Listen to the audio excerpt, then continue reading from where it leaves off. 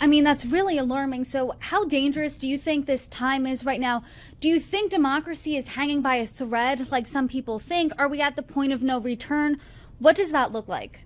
Well, democracy is not in crisis around the world. It's in crisis in the United States, first of all. So this is a more uniquely American problem. Secondly, it's not hanging by a thread. Part of the reason why this is happening is because the US is so wealthy and its institutions are so resilient that a lot of short term oriented, ambitious, greedy people are happy to take care of themselves and with no concern about the long term implications of the country. If it was a more urgent crisis, they would be taking it perhaps more seriously. I mean, January 6th wasn't a big enough deal to force the Republicans to move against Trump, for example. I mean, one person was killed, but I mean, no members of Congress, no one in the House, no one in the Senate, not Mike Pence. I mean, it wasn't a violent enough. Didn't shake people enough to make them think, okay, we've got to get rid of this guy Trump. And so they went back to, well, Biden's going to be president and we want to keep our jobs. And so we don't need to be brave. We don't need to be courageous. We don't need to stand for our values. We see what happens when Liz Cheney does that. She gets drummed out of the party. So you need a bigger crisis to force the Americans to actually to take on leadership. And I do suspect a bigger crisis is coming. But no, I don't think that this is a moment of civil war. And I don't think the United States is about to become authoritarian. I think it's different. You called the post election period uniquely dangerous. It has the potential of being in your speech. What does that look like? Because you're hinting at the potential for a bigger crisis. Is there a bigger January 6th that we should be looking out for after this election? What do you think? Well, I mean, if Trump had been assassinated, and I mean, you didn't ask me about that. No one asked about it. It lasted for like a few days in our news cycle, basically. But I mean, it was within an instant of happening with someone who wasn't particularly skilled. I think that the U.S. would have been in flames. I think you would have had huge numbers of people who believe that they tried to impeach him illegally, they tried to arrest him illegally. They failed, and now they killed him. Who's the they? I don't know, but it's them. It's the deep state, it's the Democrats, it's the evil forces. And they would have come out and they would have rioted with highly weaponized, right?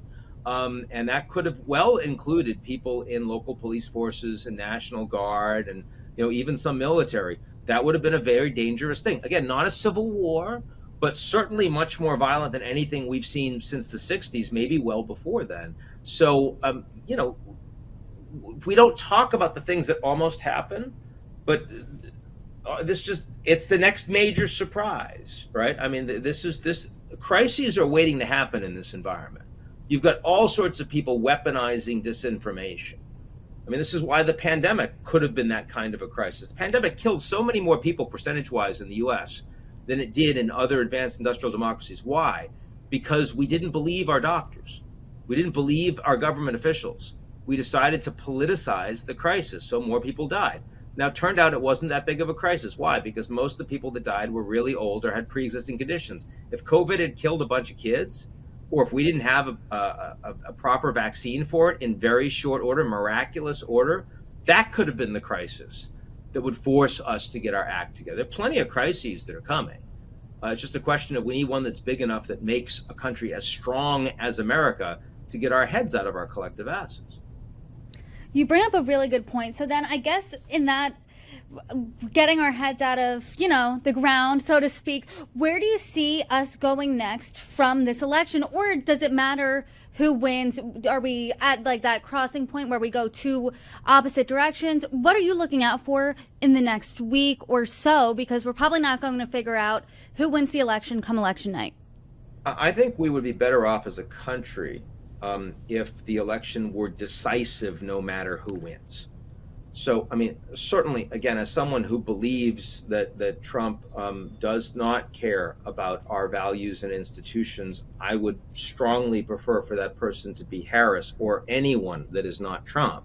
I mean, I felt that way about Trump when he was a Democrat. This has nothing to do with party affiliation, and I'm not a registered member of a party. But if Trump wins, it is still much better if he wins decisively. if the Democrats have to say, you know what, he is our president, and you know what, it's not a dictatorship, and he's not rounding us up and putting us in camps, and we have to find a way to work together. And there are still Democrats that are, they've got governorships, and they've got, members of Congress, and they almost have, 50 seats in Senate, and there's still a filibuster, and so there's still a way to work together and keep the country together. And if Harris wins, you absolutely want it to be decisive enough that even when Trump says, no, I won, that everyone else thinks it dismisses it as the ravings of a lunatic, and that he is defenestrated from the party. So, he's lost before. They've lost 2 midterms. They've lost the second presidential election under Trump. They finally say, enough. This guy is, because the Republicans should win this election. Every election in the world is a change election right now. People are not happy with the trajectory of their country. The only reason the Dems have a chance is because Trump is such an appallingly bad candidate. If they were running anyone else, the Republicans would win, right? So that's where we are today. And unfortunately, the election does seem very close. It does seem on a razor's edge. All the polls are within the margin of error. So I am not likely to be right in what I hope will happen, but it would be better for the country if that's what happens. And I just want to ask one final question. Do you think, let's say Donald Trump does lose because he lost in 2020, the midterms weren't that red wave that was predicted, do you think the Republican Party will be done once and for all with MAGA, or is that just now what the right is in this country? I don't think it'll be done with MAGA in the sense that I think that there is still a lot of populism on the right. There's a lot of populism on the left too. But I think they'll be done with Trump. And I think that's important. He's 78 years old, and he would have lost a presidential race a second time. And a whole bunch of people that would have debased and embarrassed themselves getting fully on the Trump train, people that are powerful, right? And so I'd like to believe that a second time and that's it for him. And doesn't mean it could be J.D. Vance. It could be anybody, but I do think that Trump is uniquely unsuited. Given the criminality, frankly, never mind lots of the personal character flaws that exist, and given just how old he is and how much mental debility we've seen over the past months. But we'll see.